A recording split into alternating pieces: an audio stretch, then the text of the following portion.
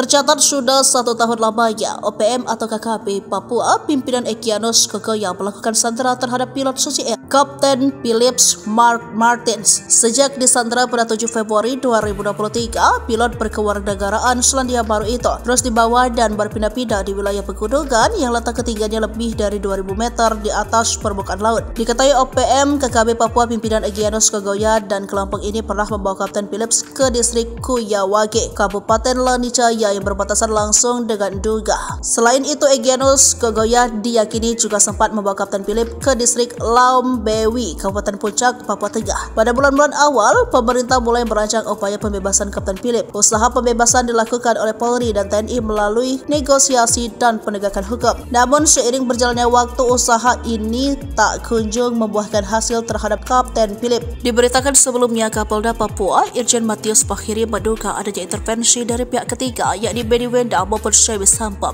yang menahan Kapten Philip untuk tetap berada di Duga pasca penyanderaan yang dilakukan Egyanus Kogoya. Atas hal itu, Presiden ULMWP West Papua, Benny Wenda mengatakan tuduhan yang dilontarkan pemerintah Indonesia melalui kepolisian tidak memiliki dasar hukum. Bahkan Benny Wenda saat di Inggris pernah menuduh pemerintah Indonesia sendiri yang menghalangi pembebasan pilot Susi Air karena Indonesia menahan dan mengintimidasi orang-orang yang membawa berita masuk keluar dalam rangka pembebasan pilot, tegasnya.